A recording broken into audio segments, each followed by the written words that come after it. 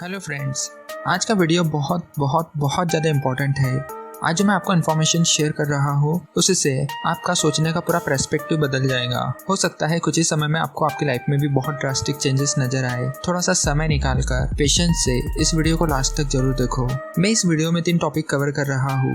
पहला related to scam, किस तरह से पूरा प्रोपेगेंडा चल रहा है और आपको किस तरह से आइदर विक्टिम और स्कैमर बनाया जा रहा है, इवन तो आपको पता भी नहीं चलेगा और आपको यह लोग अपनी चालाकियों में फंसा लेंगे। हो सकता है आप में से कई लोग इसका शिकार ऑलरेडी हो चुके हो, इसलिए आपको यह समझना बहुत जरूरी है। दूसरा, related to brain wash and mind programming. तीसरा, एक ब्लूप्रिंट दूंगा। और यह तीसरा टॉपिक जो है वो बहुत ज़्यादा इम्पोर्टेंट है, वही इस वीडियो का पूरा सार है। लेकिन उस ब्लूप्रिंट तक पहुँचने के लिए पहले आपको 2 टॉपिक समझना बहुत ज़्यादा जरूरी है। अबाउट द स्कैम, अभी आपने बहुत सारी वीडियोस देखी होंगी स्कैम्स के ऊपर बनते हुए। हालांकि यह सब चीज़ें तो दिख जाती है, लेकिन असल स्कैम्स जो चलता है, जो एक्चुअल आपकी लाइफ को डिस्ट्रैक्ट करता है, डिस्टर्ब करता है, वो आपको पता ही नहीं चलता, क्योंकि वो बहुत ही स्मार्टली चलता है। हम उस ट्रैप में कैसे फंस जाते हैं हमें खुद भी समझ में नहीं आता, लेकिन समय जब जाता है और वो बहुत नुकसान पहुंचा कर जाता है, तब जाकर हमें समझ में आता है कि हम ट्रैप में थे या फिर हम ट्रैप में फंस गए हैं। फ्रस्ट्रेशन और दर्द, दुख के सिवा कुछ नहीं रहता है। मैं आपके सामने मेरी एक लाइफ स्टोरी प्रेजेंट करना चाहूँगा कि जिससे आपके सामने स्कैम्स की एक एक करके परतें खुलती जाएगी। बात शुरू होती है सन 2011 से, जब मैंने 11th में एडमिशन लिया था। थोड़े समय के बाद मुझे एक सीनियर मिलता है जो कि 12th क्लास में था। उसने मुझे एक प्रोग्राम में इनवाइट किया। उस प्रोग्राम का टिकट 50 रुपये था, तो उसे मैंने 50 रुपये पे किए और उस इवेंट को अटेंड किया। हालांकि वह एक MLM कंपनी का इवेंट था, लेकिन उस समय मुझे नहीं पता था MLM क्या होता है और नेटवर्क मार्केटिंग क्या होता है। वहाँ पर बहुत सारे लोग स्टेज पर आए और एक एक करके अपनी सक्सेस स्टोरी बता रहे थे, किस तरीके से उन्होंने इस सिस्टम को फॉलो किया और आज वो बहुत ज़्यादा पैसे कमा रहे हैं। उनके वीकली के चेक्स इतने के बनते हैं। उन्होंने बताया कि पहले आपको 2 लोगों को ज्वाइन कराना पड़ेगा, फिर 2 से 4 होंगे, 4 से 8 होंगे, इस तरीके से पूरी चेन चलेगी और साल भर में आपके पास 8000 लोग आपके डाउनलाइन में होंगे। एक्चुअली कंपनी का नाम था ebiz.com। मैं उस प्लान से बहुत ज्यादा इम्प्रेस हुआ, लेकिन क्या पैसे तो थे नहीं मेरे पास ज्वाइन करने के लिए। मुझे सीनियर्स ने कहा आपको यह प्रोग्राम ज्वाइन करना है और इसके लिए काम करना है। मैंने हाँ तो कह दिया, लेकिन पैसे तो थे नहीं। 1 साल पहले की बात है, जब मैं 10th में था, मेरे पापा ने सुसाइड अटेम्प्ट किया था पैसों की तंगी के चलते हुए। हमने उन्हें बचा लिया, लेकिन फिर भी पैसों की तंगी तो चल ही रही थी घर पर। मैं अपने रिश्तेदार में अपने मामा की सबसे ज़्यादा रिस्पेक्ट करता था और उनको सबसे ज़्यादा समझदार और एजुकेटेड समझता था। तो मैं उनके पास गया और मैंने उनसे पूछा क्या मैं इस प्रोग्राम को ज्वाइन करूं। उन्होंने मना कर दिया, नहीं कहा। उनके अगेंस्ट जाकर फिर भी मैंने इधर उधर से पैसा जमा किया, झूठ बोलकर पैसे लिया और मैंने उस प्रोग्राम को ज्वाइन किया। कुछ समय तक के लगातार मैं काम करता रहा। हालांकि अपनी जान पहचान तो ज़्यादा लोगों से थी नहीं और मैं उस समय बच्चा ही था एक तरीके से। फिर भी मेरे ट्रस्ट के कुछ लोगों ने उस प्रोग्राम को ज्वाइन किया। हालांकि उसमें मुझे बहुत मेहनत करनी पड़ी। कुछ लोगों की टीम मेरे नीचे बिल्डअप होना शुरू हुई। मेरे सीनियर्स, जिन्हें हम अपलाइन कहते थे, और मेरे नीचे की जो टीम बनती थी, मेरे रेफरल से जो लोग जुड़ते थे, उसे हम डाउनलाइन कहते थे। मेरे अप्लाइंस मेरे साथ मेरे गांव में भी गए और मेरे भाई के गांव में भी गए। मेरा भाई इट मीन्स कि मेरा कज़न, बुआ का लड़का, और हमने वहाँ पर प्रमोट किया। हालांकि हम भी गरीब फैमिली से थे और गांव के जो लोग थे ऑब्वियसली वो भी गरीब फैमिली से ही बिलोंग करते थे, जिन्होंने ट्रस्ट किया और पैसा भर के उस कंपनी को ज्वाइन किया। कुछ ही समय बाद एक झटका पड़ा। वहाँ पर उसी स्टेज पर उस कंपनी का प्रोग्राम न चलते हुए किसी और कंपनी का सेमिनार दिया गया। एक बहुत बड़ा झटका लगा। फिर बाद में अप्लायंस ने बताया कि वो पुरानी कंपनी में फ्रॉड हो रहा था, इसलिए हम सभी अप्लायंस ने उस कंपनी को छोड़ दिया। अभी एक नई कंपनी शुरू की है और अभी हमें इसमें ज्वाइन होना है। आपकी जो भी टीम है वो इसमें आप ज्वाइन कराओ और आपको पैसे मिल जाएंगे। हालांकि पिछले कंपनी से मैंने 1 रुपये भी नहीं कमाया था। पहले कंपनी में मैंने 7,500 रुपये भरे थे। दूसरी कंपनी में अब कहा गया कि आपको 12,000 रुपीज़ का ये है और इसमें आपको प्रोडक्ट क्या मिलेगा, इसमें आपको कुछ कपड़े मिलेंगे और कुछ ट्रिप्स वगैरह मिलेगी और आपको लोगों को रेफर करना है। फिर आपके नीचे वापस से चेन बनना शुरू हो जाएगी। ईबीज में क्या होता था, ईबीज में सिर्फ कंप्यूटर कोर्सेज रहते थे जो कि ऑनलाइन रहते थे और हमें उसे सिर्फ बेचना पड़ता था। सीखना, लर्निंग वगैरह कुछ नहीं रहता था, सिर्फ बेचना कैसे है वही बताते थे और लोगों को फोर्सफुली वहाँ पर ज्वाइन कराया जाता था, ब्रेन वॉश कर करके। मुझे ऐसा लगता है एक तरीके से फंसाने वाला ही काम था, क्योंकि मैक्सिमम बेनिफिट तो कंपनी उठाती है। जिसमें वर्क करते हैं उनको तो थोड़े बहुत कमीशन मिलता है और वो भी बहुत सारे एफर्ट्स डालना पड़ता है, झूठ बोलना पड़ता है, तब जाकर लोग कहीं ज्वाइन करते हैं। अब 400 जब चालू हुई तो हमारे पास तो उतने पैसे थे ही नहीं, क्योंकि ऑलरेडी लगाए हुए पैसे डूब गए थे और 7,500 रुपये उस समय पे मेरे लिए बहुत बड़ी बात थी। मेरे भाई ने कुछ पैसे जमा करके वापस से उस कंपनी को ज्वाइन किया और मुझे भी उस कंपनी में ज्वाइन करने के लिए अप्रोच किया गया। मुझे पूरी तरीके से याद नहीं है कि मैंने कितने पैसे दिया और कितने नहीं दिया, लेकिन मैं भी उसमें काम करना शुरू किया। धीरे धीरे फिर से टीम बढ़ी। अब पता नहीं फिर से क्या हो गया, फिर फ्रॉड हो रहा है करके तीसरी कंपनी शुरू हुई, पता नहीं। यहाँ तक के इससे हम इतने ज्यादा फ्रस्ट्रेट हो गए थे, फिर हमारी टीम में से शायद से ही किसी ने काम किया हो वहाँ पर। हमारे पैसे डूब चुके थे, पैसे तो गए ठीक है, लेकिन हमारा समय बहुत चला गया था। करीब करीब 2 साल मेरे ऐसे ही वेस्ट हो गए।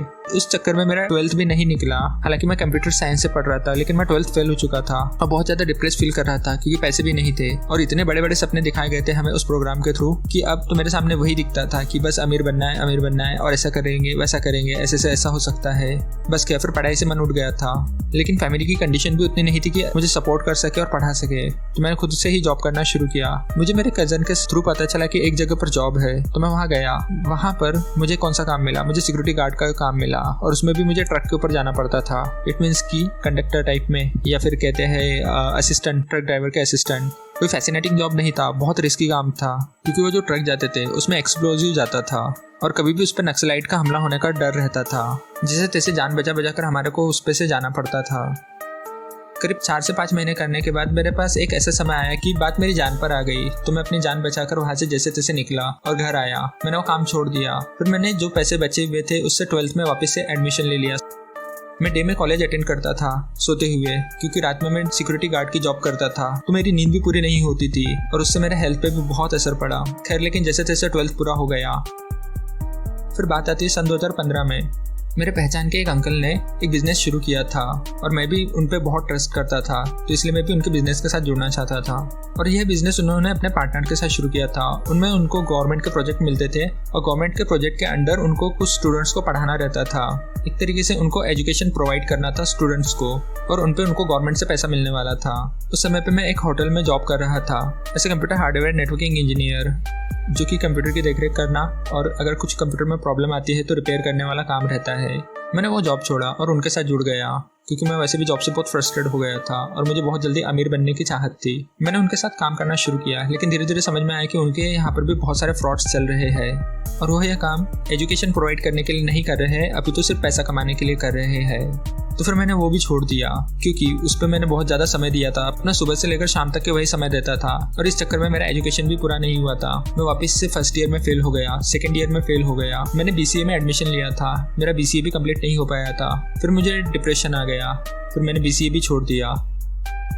फिर मेरे पापा को पता चलता है कि ओला कार में बहुत इनकम होती है, तो हम लोगों ने लोन निकाल कर इधर उधर से पैसे जमा करके ओला की कार लिए। करीब 1 साल तक के मैं सुबह से लेकर रात तक के कार चलाता रहा और हमारे पास सिर्फ इतना ही पैसा आता था कि जिससे उसकी EMI निकल सके। कार चला कर मैं इतना थक जाता था और कार का भी इतना बुरा हाल हो जाता था कि पैसा ज़्यादा करके उस कार में ही लग जाता था। शुरुआत में तो ओला कार ने काफ़ी लोगों को बहुत सारे अच्छी इनकम दी, लेकिन धीरे धीरे फिर वो लोगों का बिजनेस भी कम होने लग गया, यानी कि ओला ड्राइवर्स को उतना इनकम नहीं होती थी। फिर हमारी EMI पूरी नहीं होने की वजह से कार भी जब्ती हो गई। सन 2020 की बात है। मैंने एक कंपनी में जॉब ज्वाइन की as a data entry operator. मैं वहाँ काम करता रहा, लेकिन वहाँ पर भी देखा कि मालिक सिर्फ अपनी ग्रिड के लिए काम करवाते हैं। उसमें मेरा कोई बेनिफिट नहीं हो रहा था और बहुत ही कम सैलरी पे बहुत ज़्यादा काम दे दिया जाता है। काम पसंद नहीं आने की वजह से 2 साल में मैंने वो भी छोड़ दिया। ऑनलाइन बहुत सारी एड्स चलती थी। मेरे सामने एक एड्स बार बार आई जिस पे मैंने ट्रस्ट कर लिया। उस एड्स में बताया गया कि किस तरीके से उस बंदे ने fiverr.com पे अपना प्रोफाइल बनाया और किस तरीके से अभी वो करोड़पति बन चुका है और किस तरीके से वो लाखों रुपए महीने का कमा रहा है, और बहुत ही फैसिनेटिंग करके बताया गया। तो मैंने वो कोर्स ज्वाइन किया। हालांकि कोर्स में ऐसा कुछ भी था ही नहीं जितना फैसिनेटिंग करके दिखाया गया था। फिर वहाँ से भी फ्रस्ट्रेशन आई। स्कैम एक तरीके से क्या होता है? स्कैम ऐसा होता है जिसमें आपको झूठ बोला जाता है, बड़े सपने दिखाए जाते हैं, हालांकि हकीकत उससे कुछ अलग ही रहती है और आपके सामने झूठ प्रेजेंट किया जाता है, चीजों को मैनिपुलेट करके बताया जाता है। स्कैम जब होता है, आइदर आप स्कैम में विक्टिम बनते हो या फिर आप स्कैम में खुद ही स्कैमर बन जाते हो। किस तरीके से, चलिए समझते हैं इसे। देखो, अगर हम पूरे लोगों को कैटेगरी वाइज डिवाइड करें तो 3 तरीके के लोग हो सकते हैं। एक होते हैं पहले लेवल पे जो भोले भाले होते हैं, सादे सिंपल होते हैं, वो बहुत जल्दी मैनिपुलेट हो जाते हैं और उस स्कैम में जल्दी फंस जाते हैं। सेकंड टाइप के लोग होते हैं जो कि थोड़े से इंटेलेक्चुअल होते हैं और ऐसे लोगों को बहुत सारे लॉजिकल रीजन दिए जाते हैं, लॉजिकल कंसेप्चुअल बातें बताई जाती है कि किस तरीके से आप इसे पूरा कर सकते हो और किस तरीके से चेंजेस आएंगे। ऐसे लोग भी धीरे धीरे करके फंसना शुरू हो जाते हैं। फिर थर्ड टाइप के लोग आते हैं, वो जो थोड़े ज़्यादा इंटेलेक्चुअल रहते हैं, वो कोशिश करते हैं ऐसे सब चीज़ों को समझ जाते हैं और इससे दूर रहने की कोशिश करते हैं। या फिर ये लोग इस सब चीज़ों को सीख कर खुद ही स्कैम करना शुरू कर देते हैं। अब यहाँ तक के क्योंकि मेरे साथ इतने सारे फ्रॉड हो चुके थे ऑलरेडी और इतने झूठ मैं सुन चुका था और इतने धोखे मैंने खा चुके थे कि मुझे समझ में आ गया था कि धोखा कहाँ कहाँ मिल सकता है। मैंने वापस से कोर्स देखा जिसमें उसने बताया कि किस तरीके से आप व्हाट्सएप कोर्स बनाकर बेच सकते हो। फिर मैंने वो कोर्स अटेंड किया, हालांकि उसमें भी अपसेलिंग हो रही थी, लेकिन मैं कंसेप्ट समझ गया था किस तरीके से करना है। अब देखो, स्कैम जब होता है ना, स्कैम में बहुत ज़्यादा फैसिनेटिंग करके दिखाते हैं। अभी कोर्सेज का स्कैम चलता है, कोर्सेज में जो कि जेनरिक होते हैं, जेनरिक नॉलेज आपको कोर्सेज बना कर बेचा जाता है। ठीक है, अगर उसमें आपको नॉलेज मिल रही है, लर्निंग्स मिल रही है, स्किल्स मिल रही है, सेल्फ इंप्रूवमेंट हो रहा है, दैट्स रियली गुड। लेकिन आपके सामने बहुत ज़्यादा फैसिनेटिंग करके बेचा जा रहा है, तो हम कह सकते हैं कि ये स्कैम है। क्यों? क्योंकि एकदम से चीज़ें नहीं बदलती है, धीरे धीरे चेंजेस आते हैं, लेकिन उसके लिए कंसिस्टेंसी बहुत मैटर करती है। आपको परसिस्टेंट रहना पड़ता है किसी एक काम के प्रति लंबे समय तक के। वेल्थ धीरे धीरे बिल्डअप होती है, न कि ड्रास्टिकली बिल्डअप होती है, और 0.01% ही लोग ऐसे रहते हैं कि जिनकी वेल्थ बहुत ज़्यादा तेज़ी से ग्रो अप हो जाती है किसी न किसी रीज़न की वजह से। लेकिन ऐसे लोग सिर्फ नंबर्स में हो सकते हैं। मैं आपके साथ एक ब्लूप्रिंट शेयर करूंगा इस वीडियो में, उसमें एक एग्जांपल भी दूंगा कि किस तरीके से आप अपनी वेल्थ बिल्डअप कर सकते हो। लेकिन उससे पहले हमें समझना होगा कि ब्रेन वॉश कैसे होता है और माइंड प्रोग्रामिंग क्या होती है। देखिए, अगर फिर से हम लोगों को फाइनेंस लेवल पे डिवाइड करें तो हम 3 कैटेगरी में डिवाइड कर सकते हैं, जो कि गरीब लोग होते हैं लेवल 1 पे, या फिर उनकी इनकम लो लेवल की होती है, वो सिर्फ सर्वाइवल तक के कमाते हैं। फिर सेकंड होते हैं मिडिल क्लास, जो कि एक स्टेबल लाइफ जी सकते हैं या फिर वो कंफर्ट के बारे में ज़्यादा सोचते हैं। जो लो लेवल के लोग होते हैं, हालांकि उनके आसपास की परिस्थिति ऐसी बिल्डअप हो जाती है, वो ज़्यादा आगे का सोच ही नहीं पाते हैं। सेकंड जो मिडिल क्लास होते हैं, वो बहुत कंफर्टेबल, हर जगह कंफर्ट के बारे में ही सोचते हैं। थर्ड लेवल होते हैं जो कि हाई इनकम ग्रुप कह सकते हैं। अगर आप लो लेवल या मिडिल क्लास लेवल से हो तो ये ब्लूप्रिंट आपके लिए बहुत काम करेगा हाई इनकम ग्रुप में पहुंचने के लिए और रैट रेस को तोड़ने के लिए। अब रैट रेस क्या होता है? रैट रेस यानी कि एक जॉब में, एक पैटर्न में हम फंस जाते हैं और उसी में हमारा समय चला जाता है, और समय बहुत ही चला जाता है।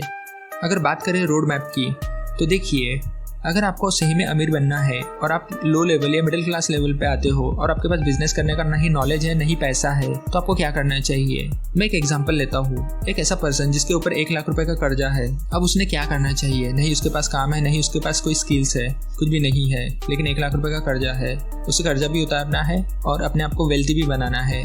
अब देखो, यहाँ पर वो बंदा स्क्रैच से शुरू कर रहा है, तो सबसे पहले उसे फोकस करना पड़ेगा अपना कर्जा उतारने के लिए, और कर्जा उतारने के लिए उसे कहीं ना कहीं से इनकम जनरेट करना पड़ेगा, और इनकम के लिए मार्केट में कुछ ना कुछ काम करना पड़ेगा।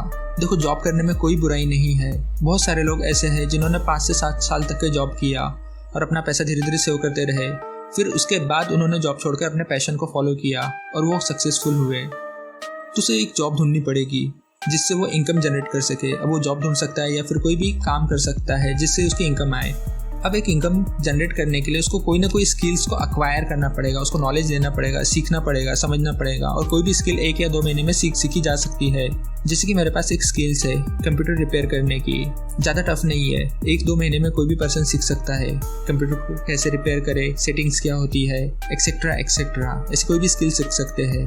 अब उसे एक जॉब ढूंढनी पड़ेगी जो कि उसके एक्सपेंसेस से सरप्लस हो। अब इसे मैं आपको समझाता हूँ कैसा। फॉर एन एग्जाम्पल, उस पर्सन के जो एक्सपेंसेस आते हैं वो महीने के 10,000 रुपये आते हैं, उसको घर का भी खर्चा चलाना पड़ता होगा या फिर उसके पर्सनल खर्चे होंगे, तो और उसके एक्सपेंसेस जब 10,000 रुपये आते हैं तो उसको एटलीस्ट 10,000 प्लस 50%, जो भी आपके एक्सपेंसेस है उससे प्लस 50% की इनकम होनी चाहिए मिनिमम। उससे डबल रही, ट्रिपल रही तो बहुत ज़्यादा बेनिफिशियल है, लेकिन एटलीस्ट 50% ज़्यादा तो होनी चाहिए। अब 10,000 का 50% होता है 5,000, 10,000 प्लस 5,000 इक्वल टू 15,000। उसको ऐसी एक जॉब ढूंढनी पड़ेगी कि जिसमें उसको महीने का 15,000 रुपीज़ पर मंथ आ जाए। अगर 50% सरप्लस नहीं आ रहा है तो कोई बात नहीं, लेकिन इनकम सरप्लस होनी चाहिए। सेकंड स्टेप में उसको काम करना पड़ेगा कि उसके जितने भी एक्सपेंसेस है उसको कोशिश करके मिनिमाइज करे, जितना कम हो सकता है उतना रिड्यूस करे। उसका पहला गोल होना चाहिए कि वो अपने जो भी डेब्ट है वो पे करे, क्योंकि अभी वो ब्रोक कंडीशन में है और nothing grows in the broke condition. चलो मान लो कि अब उसने कोशिश करके एक स्किल एक्वायर की और एक जॉब भी ढूंढी जो कि उसको 15,000 रुपीज़ पर मंथ पे कर रही है। वो अपने एक्सपेंसेस को थोड़ा सा कोशिश करके रिड्यूस करता है और 9,000 रुपीज़ पर अपने एक्सपेंसेस को लेकर आ जाता है। अब उसके पास जो सेविंग्स हो रही है यानी कि सरप्लस अमाउंट आ रहा है वो 6,000 रुपीज़ का आता है। उसका प्रायोरिटी गोल है कैसे भी करके अपने डेब्ट को पे करना। देन उसके बाद उसे ग्रो करने का मौका मिलेगा। 1,500 रुपीज़ यानी कि 10% अपनी इनकम का सेविंग करता है महीने का। बाकी बचे 4,500 रुपीज़ 6,000 में से वो देता है अपने डेब्ट को पे करने के लिए। अब देखते हैं एक साल में क्या होता है। 4,500 rupees into 12 that is 54,000 rupees. एक साल में वो अपना 54,000 रुपीज़ का डेब्ट पे कर देता है और उसने जो 1,500 रुपये महीने का सेव किया था उसे देखते हैं। 1,500 इंटू 12 18,000 रुपीज़। 18,000 रुपीज़ की उसके पास सेविंग्स भी है। अब देखो इस फर्स्ट ईयर में उसे ये भी कोशिश करना चाहिए कि एटलीस्ट उसका 30% इनकम बढ़े। जो भी उसकी सैलरी आ रही है, जो भी उसकी इनकम आ रही है, उससे अपनी स्किल्स को शार्प करना होगा। ऐसी कुछ अपॉर्चुनिटी ढूंढना होगा कि एटलीस्ट 30 to 40% उसकी इनकम में ग्रोथ आए, क्योंकि हमारे इंडिया में 5 to 12% का ग्रोथ रेट होता है महंगाई में, यानी कि हर साल 5 से लेकर 12% तक की महंगाई बढ़ती है। तो एटलीस्ट 20 to 40% के बीच में उसकी इनकम भी बढ़नी चाहिए ईयरली। अगर कोई भी जॉब करते हैं तो वहाँ पर यूजुअली 5 से 10% या 20% तक की सैलरी बढ़ाई जाती है। तो उसे कोशिश करना चाहिए कि एटलीस्ट 20 to 40% के बीच में उसकी सैलरी या फिर उसकी इनकम भी बढ़े। तो मान ले कि 15,000 पे वो कोशिश करके सिर्फ 30% ही बढ़ाता है, दैट इज 4,500 रुपीज़। अब उसकी इनकम हो रही है 19,500 रुपीज़। ओके, ऑब्वियसली एक्सपेंसेस भी उसके बढ़ेंगे। अब 9,000 से लेकर वो कोशिश करता है कि एक्सपेंसेस को मेंटेन करे, फिर भी उसके महीने के एक्सपेंसेस जाते हैं 10,000 रुपीज़। उसके पास सरप्लस अमाउंट जो आ रहा है वो 9,500 रुपीज़ का आ रहा है। उसके ऊपर डेब्ट कितना बाकी है? उसने 1 लाख रुपए में से 54,000 रुपीज़ अब तक के पेड कर चुका है, यानी कि अभी उसके ऊपर डेब्ट सिर्फ 46,000 रुपीज़ का ही बाकी है। वो सिमिलर प्रोसेस फॉलो करता है।